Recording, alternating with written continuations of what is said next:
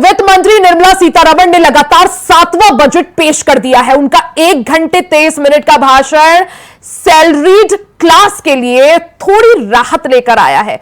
नई tax regime चुनने वालों के लिए अब 7.75 लाख तक की इनकम टैक्स फ्री हो गई है, यानी उन्हें 17,000 रुपए का फायदा हुआ है। वित्त मंत्री ने आंध्र प्रदेश को 15,000 करोड़ और बिहार को 41,000 करोड़ रुपए की मदद देने का भी ऐलान किया है। वहीं बिहार, झारखंड, पश्चिम बंगाल, ओडिशा और आंध्र प्रदेश के लिए इंफ्रास्ट्रक्चर डेवलपमेंट की स्पेशल स्कीम लाने का भी वादा किया है।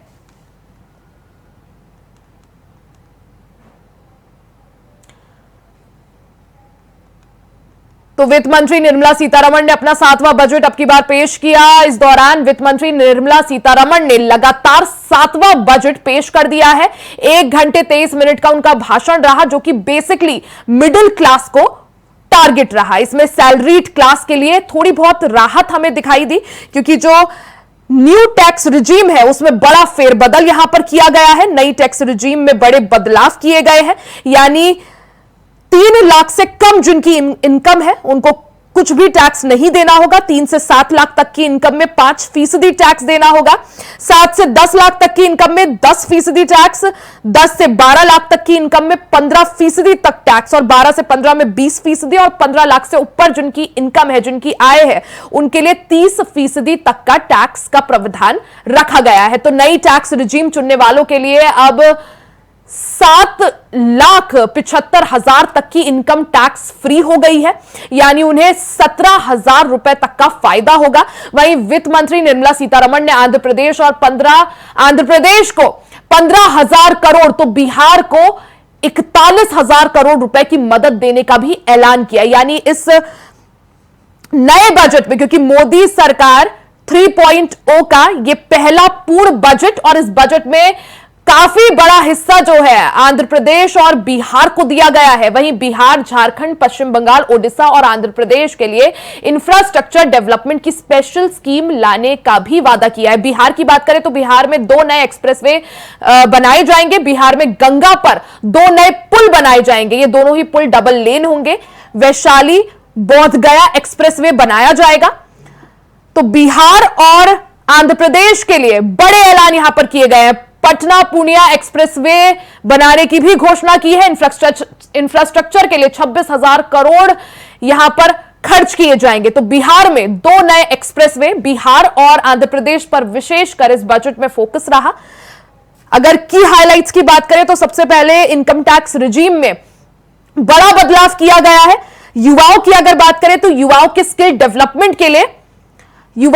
डेवलपमेंट पर भी सरकार यहां पर खर्च करेगी। आपको इनकम टैक्स अगर समझाएं तो ये जो न्यू टैक्स रिजीम है उसमें जो बदलाव किया गया, ये आपको टीवी स्क्रीन पर दिखा रहे हैं। आप समझ सकते हैं, अगर 3 लाख तक की किसी की इनकम है तो उसे कुछ भी टैक्स नहीं देना होगा। 3 से 7 लाख तक की इनकम में 5% टैक्स, 7 से 10 लाख तक की इनकम में 10% टैक्स, 10 से 12 में 15% टैक्स, 12 से 15 में यहां पर 20% टैक्स, और 15 लाख से ऊपर जिसकी इनकम है उसे 30% तक टैक्स देना होगा। तो ये नई टैक्स रिजीम जिसमें बड़ा बदलाव यहां पर किया गया है। अगर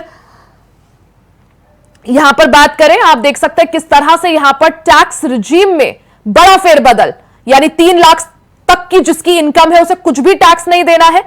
अगर बात करें 10 से 12 लाख तक की तो 15% तक टैक्स, 12 से 15 लाख तक की इनकम पे 20%, और 15 लाख से ऊपर जिसकी इनकम है या 15 लाख से ऊपर तक की इनकम पर 30% टैक्स देने की बात सामने आई है। वहीं कस्टम ड्यूटी में बड़ी छूट यहां पर दी गई है, चाहे मोबाइल फोन्स हो, कैंसर ट्रीटमेंट ड्रग्स हो, गोल्ड या प्लैटिनम के दाम हो, या इलेक्ट्रॉनिक व्हीकल्स हो, कस्टम ड्यूटी में बड़ी छूट दी गई है। यानी मोबाइल फोन्स यहां पर थोड़े सस्ते होंगे, इलेक्ट्रॉनिक व्हीकल्स हो, गोल्ड प्लैटिनम हो, या कैंसर ट्रीटमेंट की ड्रग्स हो। साथ ही युवाओं के लिए बात करें तो युवाओं के लिए इंटर्नशिप प्रोग्राम में यहां पर सरकार खर्च करेगी।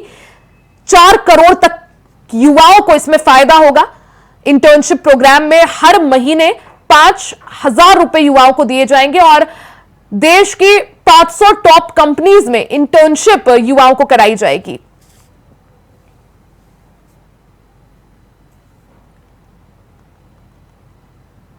तो मोदी 3.0 का आज का ये बजट काफी ज्यादा खास। अब किसानों के लिए क्या कुछ खास है? दलहन और तिलहन के लिए यहां पर मिशन चलाया जाएगा।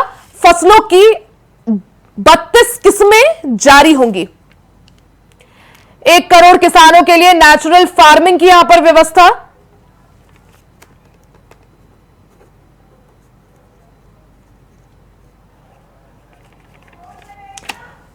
तो किसानों के लिए यहां पर किसानों के लिए भी इस बजट में काफी कुछ स्पेशल। कृषि उत्पादकता पहले के मुकाबले बढ़ाई जाएगी। कृषि क्षेत्र के लिए 1 लाख करोड़ से ज्यादा का यहां पर खर्च किया जाएगा। दलहन और तिलहन के लिए मिशन मोड पर काम होगा। फसलों की 32 किस्में यहां पर जारी होंगी। और रुकेंगे एक छोटे से ब्रेक के लिए, जल्द वापस लौटेंगे, कहीं जाइएगा नहीं। तो ब्रेक के बाद एक बार फिर से आपका स्वागत है। वित्त मंत्री निर्मला सीतारमण ने लगातार 7वां बजट पेश कर दिया है। उनका 1 घंटे 23 मिनट का भाषण सैलरीड क्लास के लिए थोड़ी राहत लेकर आया। नई टैक्स रिजीम की बात करें तो नई टैक्स रिजीम में बड़ा बदलाव यहां पर किया गया है। यानी जो लोग हैं उनको 17,000 रुपए तक का फायदा होगा। वित्त मंत्री ने आंध्र प्रदेश को 15,000 करोड़ तो बिहार को 41,000 करोड़ रुपए की मदद देने का भी ऐलान किया। यानी इस बजट में हर किसी के लिए कुछ ना कुछ खास जरूर रहा। हमारे साथ चर्चा के लिए खास मेहमान जुड़ गए हैं। हमारे साथ बीजेपी नेता श्याम प्रकाश जाटव जी जुड़ गए हैं। साथ ही डॉक्टर अभिषेक त्यागी जी हमारे साथ जुड़ गए हैं, इकोनॉमिस्ट है। आप दोनों का ही बहुत बहुत स्वागत है। सबसे पहले अभिषेक जी आपके पास आऊंगी, क्योंकि बजट पेश हो गया है। किस तरह से देख रहे हैं इस बजट को? कितना कुछ इस बजट में नया और कितना कुछ खास? देखिए, इस बजट की मैं बात करूं, अभी पूर्व डिबेट में भी मैंने कहा था इस बात को कि ये बजट जो है वही कहीं ना कहीं पुराने पैटर्न को दर्शा रहा है। जिस प्रकार से पुराना पैटर्न फॉलो किया गया था सैलरीड में या टैक्स रिबेट में या कहीं ना कहीं किसानों के लिए, लेकिन इस बार इस बजट में कुछ नया, जिस प्रकार की परिस्थितियां आज है, हमारी आर्थिक स्थिति इस समय इतनी देश की खराब है, उस हिसाब से कहीं ना कहीं जो अवसंरचना में, इंफ्रास्ट्रक्चर में जो कहीं ना कहीं एक बहुत बड़े बदलाव की बात अपेक्षित थी, वो मुझे इस बजट में दिखाई नहीं दे रही है। जी, एक बार ये भी समझना चाहेंगे, जिस तरह से बड़ा फेरबदल यहां पर न्यू टैक्स रिजीम में किया गया है, उस पर क्या कुछ कहेंगे अभिषेक जी?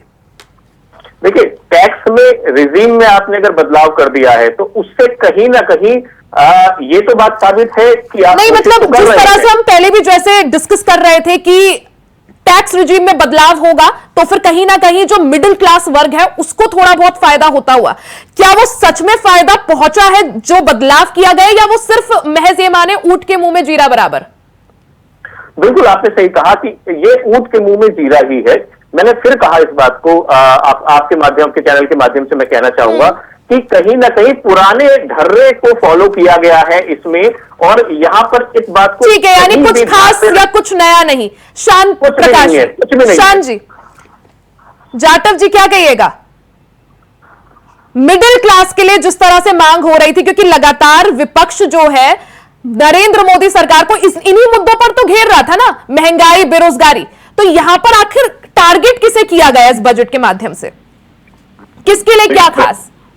देखिए, सही मायने में ये जो बजट है इसमें उन्होंने स्पष्ट कर दिया कि जो रिकवरी है, जो हम टैक्स को 2 तरीके से रिकवर, जीएसटी से और अदर सोर्सेज से जो रिकवर करते हैं, उसका बेनिफिट, उसका एडवांटेज जनता तक पहुंचे, और उसके लिए उन्होंने तमाम तरीके की जो है ना डिस्काउंट भी दिए। ऐसा नहीं है कि जैसे गोल्ड के ऊपर नहीं, लेकिन शान जी आपको ये नहीं लगता अगर जो मानक जो सेट किया गया कि जिनकी इनकम 3 लाख तक की है उनको 0 टैक्स देना है, अगर वही चीज 5 लाख तक के लोगों को आप लाते उसमें तो ज्यादा यहां पर फायदा होता, ज्यादा जो है लोग खुश होते? नहीं, देखिए ऐसा नहीं है। किसी भी चीज को बढ़ाने का एक तरीका होता, मानक होते हैं। इस तरीके से नहीं कि 3 लाख से तुमने 5 लाख क्यों नहीं किया।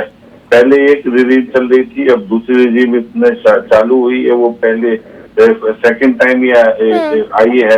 तो दोनों चीजों में देखना तालमेल, ऐसा नहीं है कि एकदम छूट देना। छूट तो दी है ना, 300 यूनिट तक जो है ना 1 करोड़ से ज्यादा लोगों को जो है ना फ्री बिजली की भी व्यवस्था बना रहे हैं। लेकिन अभिषेक नहीं, लेकिन जाटव जी, अभिषेक जी कह रहे हैं ना कि कुछ इतना कुछ खास नहीं है, जो सोच रहे थे, जो लोग उम्मीद कर रहे थे। ये अभिषेक जी की बात तो उनको वो कह सकते हैं, मैं जो बात कर रहा हूँ, मैं तो ये कह रहा हूँ कि हमें जो साफ दिख रहा है, अब जो सोलर पैनल लगेंगे, फ्री ऑफ कॉस्ट लगाए जाएंगे, उसके लिए पैसा कहाँ से आएगा? वो हम ही लोग तो देंगे ना। अगर इंफ्रास्ट्रक्चर बनाने के लिए पैसा चाहिए तो उसके लिए पैसा कहाँ से आएगा? वो हम ही लोग देंगे। तो हर तरीके से सब लोगों का सहयोग रहता है।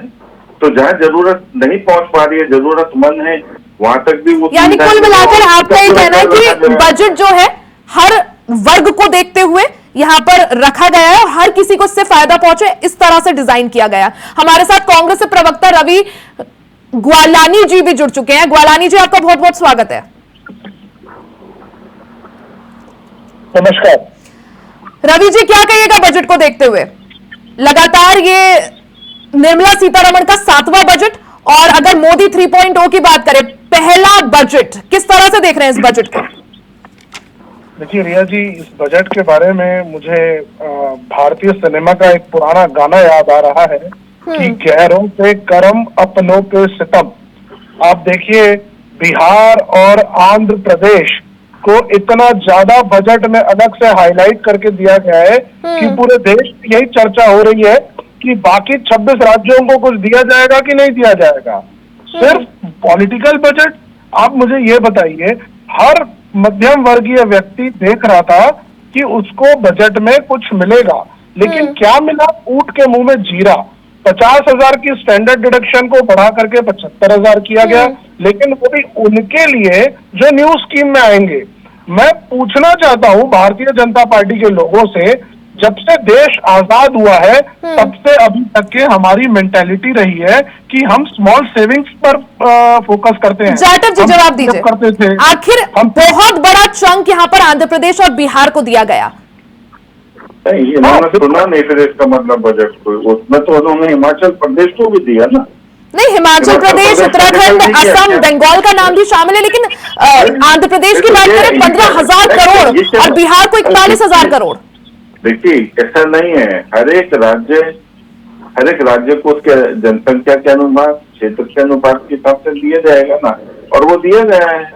आप इसको ये कहना कि उन दोनों के नाम लिए, अरे आपके सामने और अन्य राज्यों के भी नाम लिए हैं और उनको भी पैसा दिया गया है। तो उसमें ये निकालना कि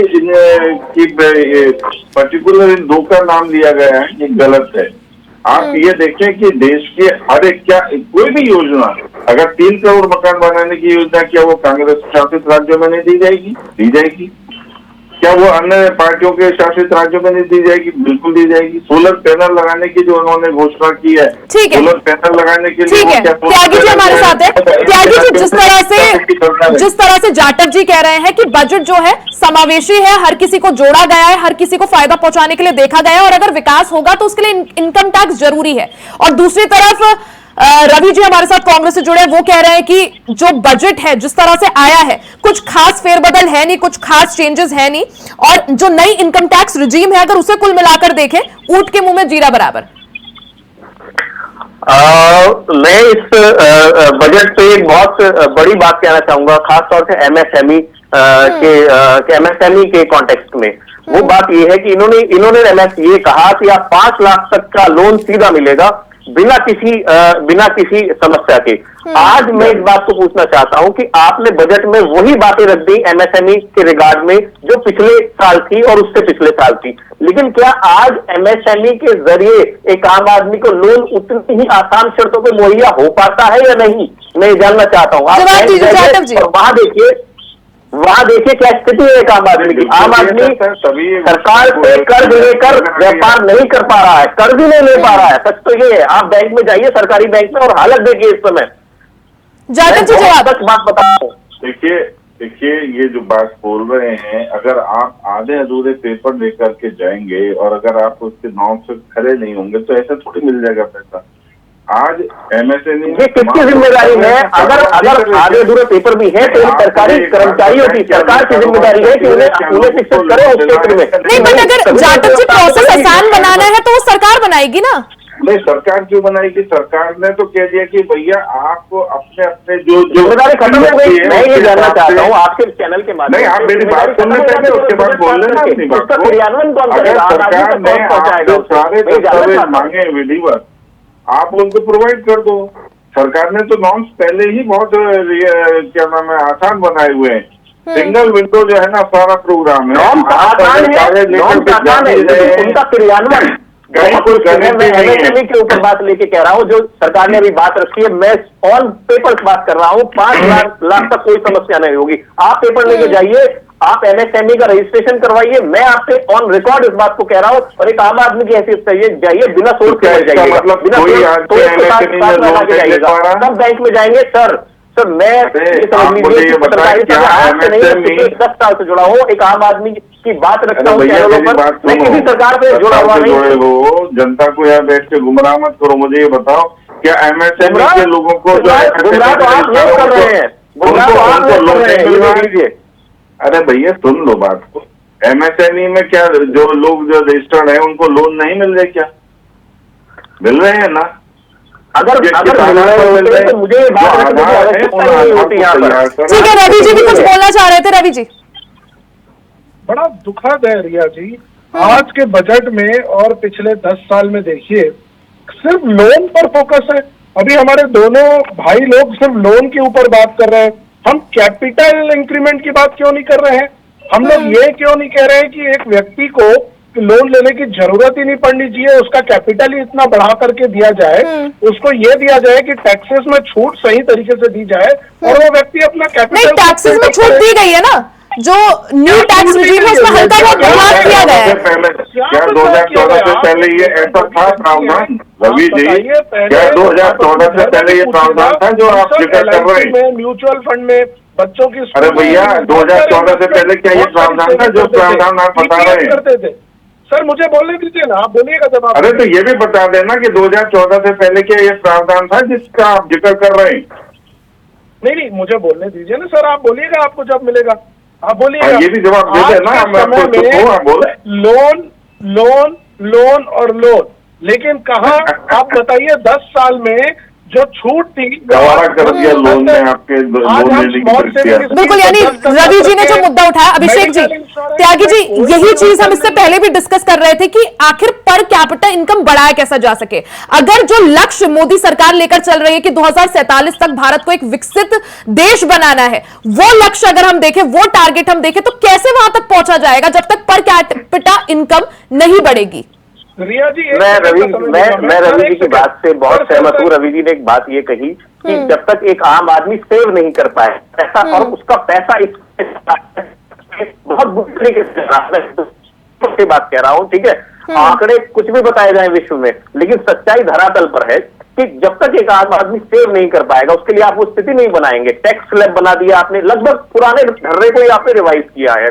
आम आदमी के लिए आप सुविधाएं नहीं बनाएंगे, सुविधाएं ऑन पेपर्स हैं। आज आप उत्तर प्रदेश में आके देखिए, विकास की हकीकत पर शर्म आएगी। मैं ये कह सकता हूं, विकास की हकीकत पर शर्म आएगी उत्तर प्रदेश में।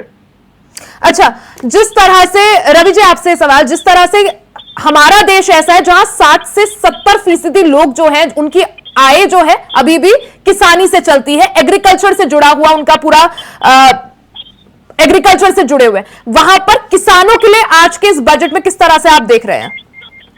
देखिए, किसानों का बजट में सिर्फ नाम था, किसानों के लिए कोई योजना नहीं है। आप मुझे एक बात बताइए, किसान अरसे से मांग कर रहे हैं कि एमएसपी को लीगल फॉर्म दिया जाए। क्या लीगल फॉर्म? नहीं, वो तो आपकी सरकार में भी नहीं हुआ ना पॉसिबल। जी, मैंने कहा वो तो आपकी सरकार में भी पॉसिबल नहीं था। एमएसपी को जो आप कह रहे हैं, एमएसपी गारंटी कानून की बात कर रहे हैं, 2014 से पहले या 2000 से जितने भी पहले कांग्रेस की सरकार थी, वो तब भी पॉसिबल नहीं था ना। नहीं, मैं आपसे ये कह रहा हूँ रिया जी कि आज पिछले जो आंदोलन हो रहे हैं, किसानों की जो मांगे हैं, आप उनके ऊपर बात करिए ना। हमारी सरकार जब थी तो किसानों की जो मांगे थी उन सबको हमने वो काम किया। पिछले 10 सालों में आप देखिए कि जो किसान लोग उग्र प्रदर्शन कर रहे हैं, उनके बारे में बजट में क्या है? कुछ भी नहीं। कोई भी ऐसी चीज बजट में किसानों से संबंधित नहीं लाई गई है। किसान शुरू से मांग कर रहे हैं उनकी आय बढ़ाई जाए, किसान मांग कर रहे हैं एमएसपी को लीगल फॉर्मेट दिया जाए।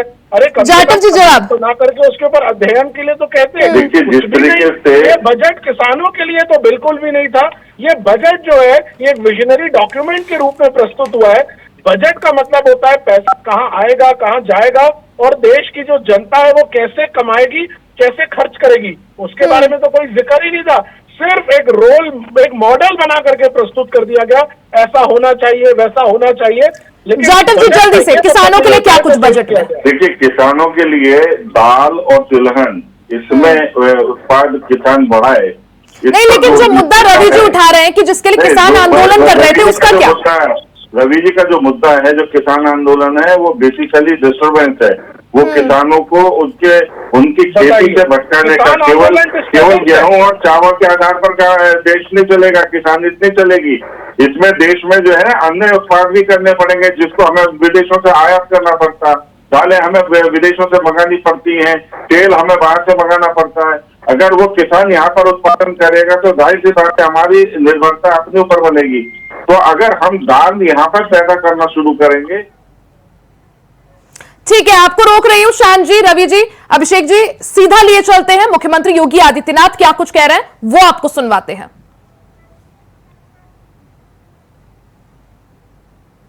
और अमृतकाल के संकल्पों को पूरा करने वाला सिद्ध होगा। आम बजट 2024-25 आत्मनिर्भर एवं विकसित भारत के निर्माण का एक आर्थिक दस्तावेज है। इस आम बजट में अंत्योदय की पावन भावना, विकास की असीम संभावना और नवोन्मेष की नवदृष्टि है। इस आम बजट में अन्नदाता किसानों की समृद्धि के लिए 1,52,000 करोड़ रुपए, कृषि और सहायक सेक्टर के लिए, महिला सशक्तिकरण के लिए 3 लाख करोड़ रुपए से अधिक का प्रावधान किया गया है। स्वाभाविक रूप से आधी आबादी, देश के सबसे बड़े राज्य उत्तर प्रदेश की आधी आबादी इससे सर्वाधिक लाभान्वित होने वाली है, और खासतौर पर तब जब उत्तर प्रदेश 2020 से ही मिशन शक्ति के कार्यक्रम को प्रभावी ढंग से यहां पर जमीनी धरातल पर उतार रहा है। सर्वाधिक अन्नदाता किसान उत्तर प्रदेश के अंदर निवास कर रहा है। उन अन्नदाता किसानों की समृद्धि में आज संसद में प्रस्तुत आम बजट बड़ी भूमिका का निर्वहन करने वाला है। युवाओं के लिए लाखों नौकरियों के साथ साथ मध्यम वर्गीय परिवार के लिए प्रत्यक्ष कर यानी इनकम टैक्स में जो नए टैक्स स्लैब की घोषणा हुई है, ये सभी अभिनंदनीय है, स्वागत योग्य है। इस पूरे बजट को अगर मैं कह सकता हूं कि यह बजट भारत को $5 ट्रिलियन की इकोनॉमी में बदलने के संकल्प के साथ ही दुनिया के ग्रोथ इंजन के रूप में भारत की भूमिका को और विकसित भारत की संकल्पना को साकार करने का एक आर्थिक दस्तावेज के रूप में यह देश की संसद में प्रस्तुत किया गया है। इस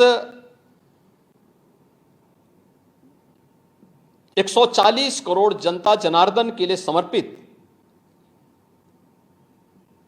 उनकी आशा, उनकी आकांक्षा और अमृतकाल के संकल्पों को पूरा करने वाले इस बजट के लिए मैं आदरणीय प्रधानमंत्री जी के प्रति आभार व्यक्त करता हूं।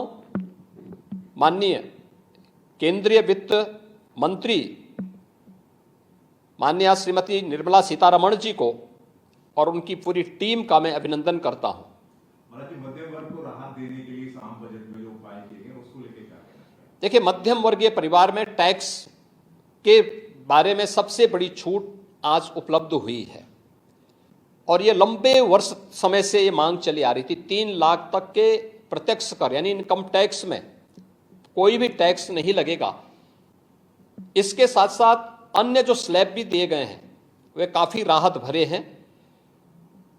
अलग अलग सेक्टर के लिए जो प्रावधान किए गए हैं, गांव के लिए, गरीब के लिए, किसान के लिए, नौजवान के लिए, एमएसएमई सेक्टर के लिए, ये लाखों नौकरियों को क्रिएट इससे होगा। इंडस्ट्री के लिए जो प्रावधान किए गए हैं, मुझे लगता है ये सभी स्वागत योग्य हैं और नौजवानों के लिए, समाज के हर तबके के लिए, महिला सशक्तिकरण के लिए, अन्नदाता किसानों के लिए, सभी तबके के लिए जो कुछ भी प्रावधान इसमें किया गया है, मैं कह सकता हूं कि यह राम राज्य की अवधारणा को साकार करने वाला एक सर्वस्पर्शी, सर्वसमावेशी और विकासोन्मुख बजट के रूप में यह मोदी 3 का यह पहला बजट जाना जाएगा।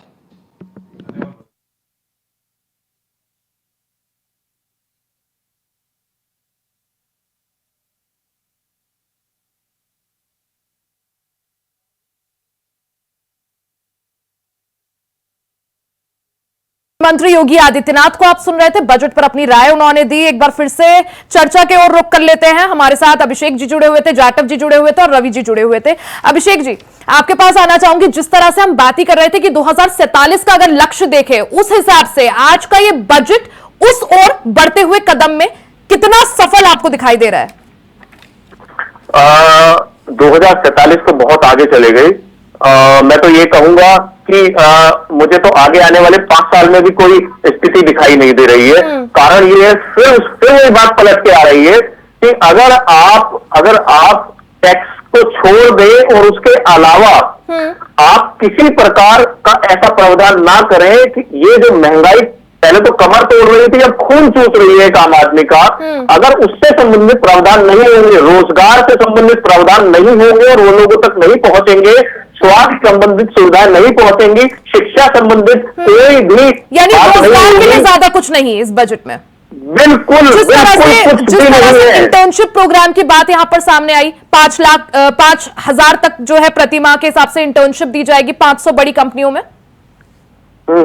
5 बड़ी कंपनियों में इंटरेस्ट, अभी ये घोषणा हुई है, घोषणा पिछले बजटों में भी हुई है इसी तरह की।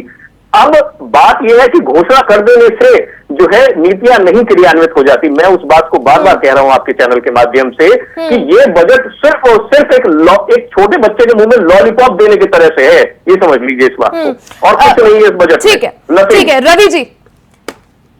रवि जी, अभिषेक जी कह रहे हैं महज इस तरह से है कि लड्डू दे दिया लेकिन शुगर फ्री, क्या माने इसे? और साथ ही ये भी कि जिस तरह से महंगाई और बेरोजगारी पर लगातार विपक्ष ने मोदी सरकार को घेरा है, इस बजट में क्या महंगाई और बेरोजगारी को टारगेट किया गया असल में या नहीं? ठीक है, शायद रवि जी हमारे साथ नहीं है, जाटव जी जवाब दीजिए। देखिए, सही मायने में कोई भी स्टेट जो है जिस तरीके की है, अभिषेक जी जो बात कहना चाह रहे हैं ना, तो उसके पीछे कहीं कोई ठोस कारण दिखाई नहीं दे रहा कि क्या कहना चाह रहे हैं। बेसिकली जो इस वो यही बोलना चाह रहे हैं जाटव जी कि युवाओं के लिए और जो महंगाई की बात थी उसको टारगेट नहीं किया गया। मेरी बात जी, आप पूरा करिए। हाँ, मेरी बात सुन रहे हैं। मैं जो बात कह रहा हूँ कि क्या कहना चाह रहे हैं इन्हें कुछ पता नहीं। ये इम्पैक्ट क्या है कि पिछले 10 वर्ष से जो देश ने प्रगति की है, ये उससे पहले के देश की भी आकलन कर लें। जिस तरीके के उदाहरण हो सकता है कि मेरी बात पहुंच रही है। हम 12वें नंबर से, अरे भैया सुन लो, नहीं जाटव जी अगर प्रगति की है, जाटव जी आप सुनो मेरी बात, 12वें नंबर से हम 5वें नंबर की आर्थिक इकोनॉमी बन गए हैं। आप जो है ना इसमें क्या देखना चाहती है, और क्या ये बाकी लोग जो है ना जॉब नहीं कर रहे? क्या ये इतना जो आय जो हुई है 12वें से 5वें नंबर से पहुंचे बगैर रोजगार के पहुंचे? क्या नौजवानों ने उसमें प्रयास नहीं किया? नौजवान जो काम कर रहे हैं वो काम कर रहे हैं, देश की प्रगति में योगदान दे रहे, वो राजनीति नहीं कर रहे। राजनीतिक के लोगों को परेशानी है, और आने वाले 2 साल के अंदर हम 30वें नंबर की इकोनॉमी होने जा रहे हैं। दुनिया हमारी बात को मान रही है, दुनिया में डंका पिट रहा है, जिस तरीके से डेवलपमेंट हो रहा है। पहले बिजली की तारें जो है ना कपड़े सुखाने के काम आती थी ठीक है। सालों से पहले। ठीक है रवि जी, और ये इनको नजर नहीं आ रही है। ठीक है रवि जी, जाटव जी कह रहे हैं 12वीं नंबर की अर्थव्यवस्था से टॉप 5 में लेकर आए। कुछ है तो काम करे, काम बहुत है। जी मेरी आवाज आ रही है? जी जी जी रवि जी। रिया जी, कबीर दास जी का एक दोहा मुझे याद आ रहा है, बड़ा हुआ तो क्या हुआ, ऐसे पेड़ खजूर। नहीं जाटव जी, अगर आप प्रगति की बात कर रहे थे ना, तो आखिर सीटें कम क्यों आई? 10 साल जब इतने सफल रहे, उसके बाद तीसरे कार्यकाल में दिक्कत क्यों? इन्होंने झूठ बोला, झूठ बोलने के कारण से आई। नहीं, लेकिन जनता का विश्वास आप पर भी तो नहीं दिखा ना, इसका मतलब उन्होंने चाहे झूठ बोला, जनता को इन्होंने भ्रमित कर दिया कि हम नहीं, वो रिजल्ट ने दिखा दिया जाटव जी, उस पर कुछ जस्टिफिकेशन अब मुझे नहीं लगता। बच्चे हम तीसरी बार सरकार चला रहे हैं और बहुत बेहतरीन तरीके से चला रहे हैं। हम उन्हीं बातों को पूरा कर रहे हैं, ठीक है रवि जी। किया था। आज हमने जो मैनिफेस्टो में जो योजनाएं लाए, उन मैनिफेस्टो की योजनाओं को ही आगे हम पूरा कर रहे हैं। बेशक से आप बेचैन रहे और आपके ये जो पैनलिस्ट हैं ये बेचैन रहे। ठीक है रवि जी, आप कुछ कह रहे थे, बात पूरी करिए। जी मैं ये कह रहा हूँ कि कबीर दास जी का दोहा है, बड़ा हुआ सो क्या हुआ, जैसे पेड़ खजूर, पंछी को छाया नहीं, फल लागे अति दूर। बड़ी बड़ी बात भारतीय जनता पार्टी कर रही है, आपने तो, लेकिन आज के समय में कोई व्यक्ति को छूट नहीं दी गई। मध्यम वर्गीय वही पिस रहा है, न LIC के डिडक्शन को बढ़ाया गया है, न ATD यानी मेडिकल इंश्योरेंस के डिडक्शन को बढ़ाया गया है, न किसी भी प्रकार का एक ऐसा प्रोत्साहन दिया गया है जिसको लेकर के आने वाले साल में एक मध्यम वर्गीय कुछ काम करने की सोचे। तो इतनी बड़ी बड़ी बात जो भारतीय जनता पार्टी कह रही है कि हम $5 ट्रिलियन में चले जाएंगे, 5वीं इकोनॉमी बना लेंगे, यानी 5वीं, और आगे तो रवि जी लक्ष्य ये भी रखा था कि 5वीं इकोनॉमी से टॉप 3 में लाएंगे। हालांकि उस पर चर्चा कायम रखेंगे। यहाँ पर रुकेंगे एक छोटे से ब्रेक के लिए, जल्द वापस लौटेंगे, कहीं जाएगा नहीं। तो ब्रेक के बाद एक बार फिर से आपका स्वागत है। आज वित्त मंत्री निर्मला सीतारमण ने बजट पेश किया। इस दौरान सभी वर्गों को देखते हुए कुछ ना कुछ बजट में बदलाव यहां पर किया गया था। हालांकि न्यू टैक्स रिजीम में बड़ा फेरबदल यहां पर देखने को मिला। उसी पर चर्चा कायम रखेंगे। अभिषेक जी हमारे साथ जुड़े हुए हैं। अभिषेक जी, जिस तरह से जाटव जी बोल रहे हैं कि 2014 के वक्त पे भारत जो था 11वें नंबर की इकोनॉमी में था और अब आज 5वीं बड़ी इकोनॉमी है। ये आंकड़े इनके हैं, ठीक है। एक आंकड़ा मैं देता हूं आपको 2014 से अब तक का।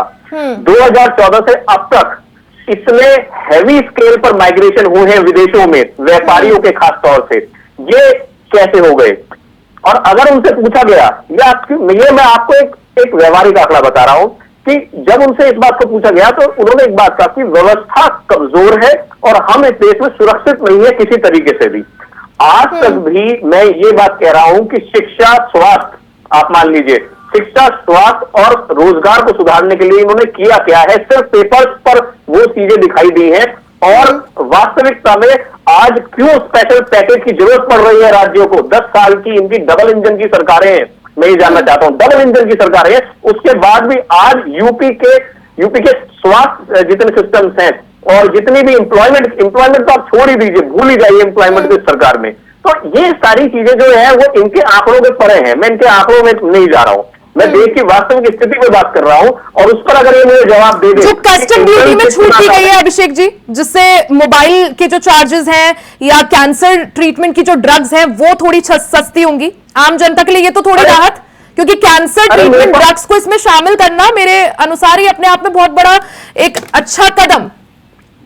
ये एक छोटा सा कदम उठाने से क्या लोगों को बिजनेस बनना शुरू हो जाएगा? क्या उनकी चार्जर खरीदने की जब हैसियत ही नहीं है? वैसे तो आजकल कंपनियों ने फोन के साथ चार्जर देने भी बंद कर दिए हैं, तो चार्जर वो खरीदेंगे लोकल या पायरेटेड। तो उन पे अगर आपने सस्ता कर दिया है तो अगर उनके पास बिजनेस ही नहीं होगा तो रवि जी, यानी अभिषेक जी साफ तौर पर यही कहना चाह रहे हैं कि जो भी बदलाव यहां पर किए गए हैं, जो जनता को देने की बात यहां पर की गई है, वो बदलाव जरूर है लेकिन असल मायनों में काफी छोटे, कि जनता को उसका कुल मिलाकर कुछ फायदा होता हुआ यहां पर साफ तौर पर नजर नहीं आ रहा। रवि जी,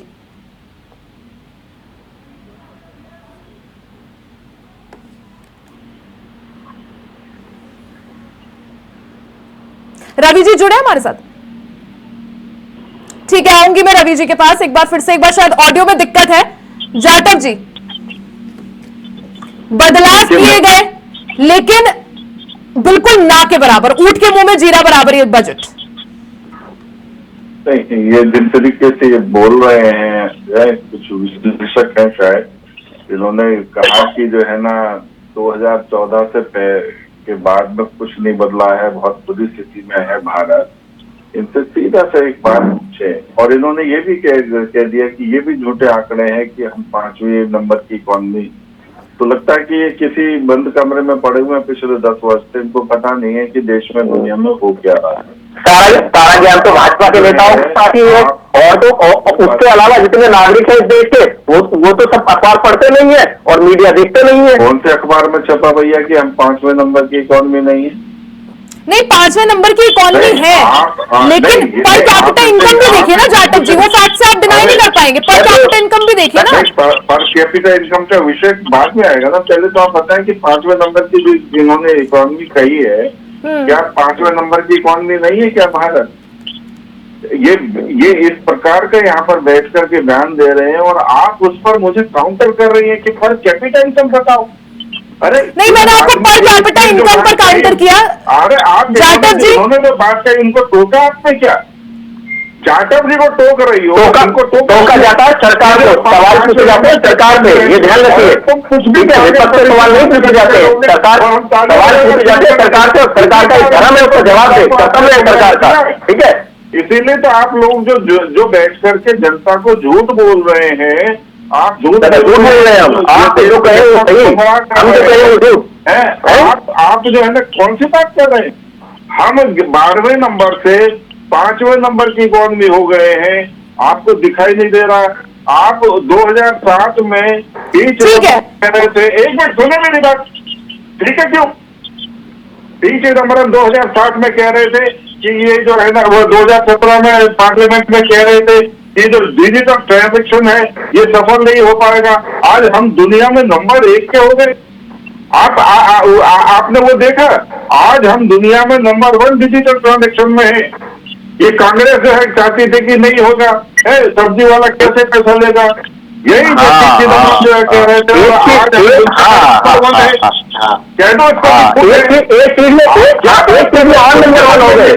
एक चीज में और नंबर हो गए, ये मैं बताऊंगा अभी कि किस और एक चीज में नंबर 1 हो गए। या अंबानी की 4 नंबर। ठीक है रवि जी, रिचार्ज के प्राइस बढ़ गए, लोगों पर बोझ बढ़ गया। रवि जी, हेलो जी रवि जी, आपको आवाज मिल पा रही है? जी बिल्कुल। रवि जी, आपका सवाल यही कि जिस तरह से जाटव जी बोल रहे हैं 11वीं अर्थव्यवस्था से हम सीधे अब 5वीं बड़ी अर्थव्यवस्था में हैं। 11वीं से आए, 12वीं से, 11वीं से नहीं 12वीं से आए। 2014 जाटव जी 11वें नंबर पे था भारत।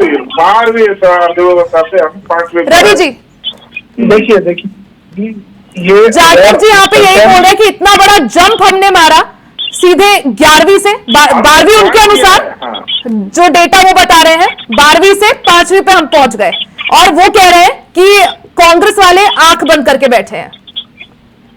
उनको तो यही लगेगा 12वीं अर्थव्यवस्था से हम 5वीं अर्थव्यवस्था पहुंच गए हैं। तो हमारे देश की खतरनाक स्थिति यह है कि 80 करोड़ से ज्यादा लोगों को राशन दे रहे हैं।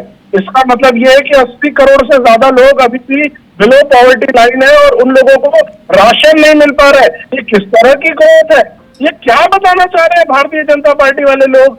आप मुझे ये बताइए, जमीन में रह रहे व्यक्ति को, ग्राउंड में रह रहे व्यक्ति को आपकी स्कीम का बेनिफिट नहीं मिल रहा है, और आप अपने आपको बता रहे हैं पक्के मकान हमने दिए। कॉर्पोरेट को बिजनेस मिल जाने का मतलब ये नहीं होता है कि देश के 140 करोड़ लोगों को मिल गया है। क्या कर रहे हैं अभी आप इस बजट में? देखिए ये कह रहे हैं कि जो फॉर्मल सेक्टर के एम्प्लॉइज है, मैं अभी के बजट पर आता हूँ, फॉर्मल सेक्टर के एम्प्लॉइज है, वो लोग अगर पीएफ में रजिस्टर होंगे तो सरकार उनको छूट देगी।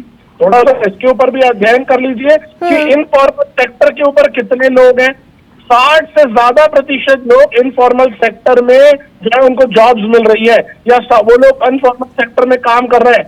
उनके बारे में कुछ भी इन लोगों की विजन नहीं है, उनके बारे में कोई बजट का जिक्र ही नहीं है। बात बड़ी बड़ी करने से कुछ नहीं होता रिया जी। आपकी जो स्कीम्स है, आपकी जो पॉलिसीज है, उसका धरातल पर इफेक्ट दिखना चाहिए।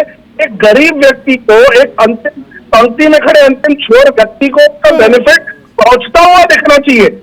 आप पर कैपिटा इनकम की बात कर रहे हैं, उसको बाइफरकेट कर लीजिए ना, कि उसमें टॉप किन लोगों को गिन रहे हैं, बॉटम लाइन के कितने लोगों को गिन रहे हैं। जिस तरह से जाटव जी बोल रहे हैं जीडीपी बड़ा है, 12वीं अर्थव्यवस्था से हम आज 5वीं सबसे बड़ी अर्थव्यवस्था पर आ गए हैं, लेकिन क्या जब तक पर कैपिटा इनकम ज्यादा नहीं होगा हम असल मायने में माने कि हम आगे बढ़ रहे हैं, एज अ देश हम आगे बढ़ रहे हैं? देखिए, अमीर अमीर हो रहा है, गरीब गरीब हो रहा है। जब तक के इस खाई को हम मैच नहीं करेंगे, हमें नीचे के जो लोग हैं जिनको चीजें सुविधाएं मिल पा रही है, जो अभी भी बिलो पॉवर्टी लाइन के आसपास घूम रहे हैं, आसपास, मैं बिलो पॉवर्टी लाइन के साथ साथ उसके नियर बाय लोगों को भी पकड़ रहा हूं, जब तक हम उनको अपलिफ्ट नहीं करेंगे, उनके लिए पॉलिसीज नहीं लाएंगे, तब तक के ये सारे कैलकुलेशन जो है ना, ये सिर्फ पेपर पर चलेंगे। एक इकोनॉमिस्ट जो है वो नंबर्स की जादूगरी करके सारे चीजें पहुंचाता रहेगा। मैं सारे तथ्यों को साइड करते हुए मैं इनसे पूछना चाह रहा हूं, भारतीय जनता पार्टी के लोगों से, कि अगर आप लोगों की पॉलिसी बिल्कुल परफेक्ट है तो आप लोगों ने छूट क्यों नहीं बढ़ाई? और जो गरीब लोग 80 करोड़ लोग राशन पहुंचाने का काम कर रहे हैं, वो कम क्यों नहीं हो रहे हैं? आपको तो ये करना चाहिए कि समृद्ध भारत की जो हो रही है, विकसित भारत की बात हो रही है, उसमें ये बात होनी चाहिए कि कोई भी व्यक्ति गरीबी रेखा के नीचे नहीं जाएगा, या गरीबी रेखा को जो हम इतना परसेंटेज डाउन कर देंगे, हर व्यक्ति आत्मनिर्भर रहेगा और खुद कमाएगा, खुद खाएगा, उसके बारे में तो कोई कुछ नहीं कह जाटव जी जवाब में कोई पॉलिसीज नहीं आ रही है, सिर्फ आंकड़े बता रहे हैं, आंकड़े टॉप लेवल के। अरे भैया, उसमें अडानी भी है, अंबानी भी है, टाटा भी है, बिरला भी है। आप उनके लेवल को अगर डिवाइड कर रहे हो तो वो सही फिगर नहीं है। ये चार्टर्ड अकाउंटेंट हैं और इनको ये मालूम नहीं है कि जो देश की या किसी भी स्थान की जो इकोनॉमी का जो सेक्टर है वो अपने अपने स्तर पर होता है। जैसे बोले ना कि 80 करोड़ लोगों को क्यों मुफ्त अनाज दिया जा रहा है? अरे भैया, बाकी के जो लोग हैं वो देश की प्रगति में योगदान दे रहे हैं। बाकी जो लोग 80 करोड़ हैं उनको खाने की कमी ना हो जाए किसी तरीके से। नहीं, यहाँ पर जाटव जी, रवि जी का सवाल ये नहीं था कि उनको राशन क्यों दिया जा रहा है, उनका सवाल ये था कि आखिर उन लोगों को कम क्यों, जो गरीब जो लोग हैं, आखिर क्यों जरूरत आन पड़ रही है कि 80 लोगों को राशन देना पड़ रहा है? गरीबी रेखा से नीचे जो लोग हैं ना, इसलिए जरूरत पड़ रही है कि 140 करोड़ लोगों में 2 करोड़ अगर देश की प्रगति में योगदान दे रहे हैं, तो बाकी लोगों के, उन लोगों को पालने का, उन लोगों के साथ में सुविधाएं देने की जिम्मेवारी सरकार की होती है। वो सारे के सारे 140 करोड़ लोग 1 लाख रुपए महीना सैलरी नहीं लेते हैं। ये चार्टर्ड अकाउंटेंट लिख तो रखा है, मगर इनको इकोनॉमी का रूल नहीं पता है। ये केवल विरोध करना इस वजह से। अरे आपको मालूम है कि देश की प्रगति में कितना बड़ा वर्ग योगदान देता है और कितना बड़ा वर्ग उसके ऊपर निर्भर करता है, और जो निर्भर लोग हैं उनको भोजन देने की जिम्मेवारी सरकार की है। जो आप लोगों ने कभी भी निर्वाह लोगों की चिंता नहीं करी, उसको भुखमरी से लोग बड़ा करते थे। आपको मैं बता दूं, 1973 में 97.5% जो है इनकम टैक्स देना पड़ता था जो व्यक्ति जॉब करता था। तो आज स्थिति कहां से कहां पहुंच चुकी है, हर एक चीज को देखने की आवश्यकता है। ये देश ने 97.5% इनकम टैक्स दिया है, और आज जो है रवि जी जवाब देना चाह रहे हैं, जो परेशान हो रहे हैं, इन सब चीजों को समझना है। तो उस वक्त में कालाबाजारी बढ़ी हुई थी। आज के समय में कालाबाजारी बहुत रेयर है, मिनिमम है। हाँ, रवि जी बोलिए। जो भ्रष्टाचार कर रहे हैं रवि जी तो बोलेंगे पूरे होने को, या फिर आप रवि जी को बैठा लो, मुझे क्यों बैठा रखा है? जाटव जी आपकी बात पर जवाब दे रहे हैं ना? बात को आपने मेरे ऊपर रवि जी बोलेंगे, क्वेश्चन मार्क लगा रहे हैं कि चार्टर्ड अकाउंटेंट को पता रहना चाहिए। सर, मुझे बहुत कुछ पता है। हम लोग आपको कुछ इनकम टैक्स रिटर्न फाइल करते हैं ना, तो उसका दर्द सुनते हैं करने से कि उसके बाद रिटर्न फाइल करने के लिए रिटर्न फाइल पहुंचने की भी जरूरत होती है। आप लोग रिटर्न फाइल कर देते हैं, इस वजह से आप सारे ज्ञाता हो गए, नहीं पता चलेगा। हमारे सामने आके अपना दर्द बयान करता है। आज की तारीख में कॉस्ट ऑफ लिविंग इतनी बढ़ चुकी है रिया जी, आपके कौन से किसान की रिटर्न फाइल 55 पैसा हो चुका है, 45% डिवैल्यूएशन है, 45%। क्या उसके अनुपात में छूट नहीं मिलनी चाहिए? क्या उसके अनुपात में हमको आगे के खर्चे आपको छूट मिलनी चाहिए और गरीब को राशन नहीं मिलना चाहिए, गरीब के राशन पर बिल लगाए। हम टॉप कॉर्पोरेट्स की बात करते रहेंगे, गरीब को राशन नहीं मिलना चाहिए, टॉप कॉर्पोरेट चलेंगे, उसके अलावा भी देश है तो उसके बारे में अगर कांग्रेस पार्टी बोल रही है बर्दाश्त करें, सुने और काम करें। क्यों नहीं पूछेंगे हम आप लोगों से? सत्ता पक्ष में बैठे हुए व्यक्ति से क्यों नहीं पूछेंगे विपक्ष क्या कर रहे हो? टैक्स रिबेट मांग रहे हो और वहाँ पे गरीब को राशन 1 किलो ना मिल जाए, उस पर परेशानी हो रही है। रिया जी ऐसे नहीं होती है डिबेट, कैसे बोलने का मौका मिला था मैं चुप था, जब मुझे आपने बोलने को दिया तो सुनने की क्षमता रखे ना। कॉस्ट ऑफ लिविंग बढ़ चुका है। आज आप एक शहर से दूसरे शहर में जाके जॉब कर रहे हैं, कितने प्रकार के खर्चे उनको मीट आउट करने पड़ रहे हैं। कौन सोच रहा है उनके बारे में? 50,000 से 75,000 रुपए की स्टैंडर्ड डिडक्शन, आप मुझे बताइए कि अब सफिशिएंट है? खर्चे कितने बढ़ चुके हैं आज की तारीख में, हम लोगों को परिवार चलाने में कितनी तकलीफ हो रही है। यानी महंगाई पर जिस तरह से लगाम लगाने की बात यहाँ पर सामने आ रही थी, वो यहाँ पर होता हुआ फिलहाल के लिए नहीं दिखा। लेकिन अगर एजुकेशनल डेवलपमेंट की बात करें, एजुकेशनल इंफ्रास्ट्रक्चर की बात करें, अगर एजुकेशनल इंफ्रास्ट्रक्चर की बात करें, अभिषेक जी किस तरह से देख रहे हैं? नहीं, सबसे पहले तो मैं इनकी बात करूंगा, क्या कहते हैं, जाटव जी की, जो उन्होंने एक बात कही कि जो एक 80 करोड़ का तबका है वो इनके ऊपर, इनकी नीतियों के ऊपर, इनके फ्री के राशन के ऊपर निर्भर करता है। तो उन्हें लायक बनाना भी, जिससे कि वो अपने सम्मान का जीवन जी पाए, वो किस पर निर्भर करता है मैं जानना चाहता हूँ। कब तक वो जितना निर्भर होंगे उतना देश की आय का बोझ बढ़ेगा। आपने सुन लीजिए, मैं आपके टाइम में नहीं बोल रहा, सुन लीजिए, शांति से सुनिए मेरी बात, ठीक है? अभी भी सुनिए मेरी बात। तो ये जो निर्भरता, इन्होंने खुद कहा इस बात को कि निर्भरता बढ़ाई जा रही है। निर्भरता क्यों बढ़ाई जा रही है? तो लायक बना दो ना, है कि नहीं, कि वो सम्मान से अपने जितने भी पैसे कमा सके, कि उन्हें स्किल डेवलपमेंट उनका कर दीजिए ना। नहीं, ये नहीं होगा, क्योंकि राशन बांटना यहाँ बहुत फक्र का काम है, फ्री की रिवार्ड देना फक्र का काम है, और जो जस्टिफाई करना, ठीक है, रिपीटेडली जस्टिफाई करना, ये लोगों के लिए बहुत फक्र का काम है, उसमें ये नहीं चूकते हैं। स्पेशली अगर आप एजुकेशन की मुझसे बात कर रहे हैं, तो मैं ये कहना चाहता हूं कि एजुकेशन नाम की तो चीज भी नहीं रह गई है देश में, इस बात को ध्यान रख लीजिए। कितनी भी रियायतें देने से, क्योंकि खर्चा बढ़ रहा है, महंगाई बढ़ रही है, एक आम आदमी सरकारी स्कूल में क्यों अपने बच्चों को नहीं पढ़ा पाता है, मैं ये जानना चाहता हूं। आज जितने बड़े अधिकारी हैं, जितने बड़े नेता हैं, मैं सबसे पूछना चाहता हूं, तुम में से कितनों के बच्चे सरकारी स्कूल में पढ़े हैं? सरकारी स्कूल किसकी जिम्मेदारी है? एजुकेशन इंफ्रास्ट्रक्चर पे जिस तरह का हम बजट चाह रहे थे या उसको बिल्ड करता हुआ, वो यहां पर नजर नहीं आया। हालांकि कई सारे बड़े फेरबदल इस बजट में देखने को मिले, टैक्स स्लैब में कई तरह के फेरबदल, साथ ही जिस तरह से चाहे बिहार हो, आंध्र प्रदेश हो, पश्चिम बंगाल हो या फिर झारखंड हो, उसके लिए यहां पर नई योजना की शुरुआत। तो कुल मिलाकर इस बजट में बहुत कुछ नया, और एक तरह से देखा जाए तो जनता के लिए शायद यहां पर कई तरह की लूप होल्स भी हमें देखने को मिली। फिलहाल के लिए आप तीनों का ही बहुत बहुत शुक्रिया, अभिषेक जी, जाटव जी और रवि जी। इसी के साथ इस बुलेटिन में फिलहाल के लिए इतना ही। खबरों का सिलसिला जारी रहेगा, बने रहे हमारे साथ।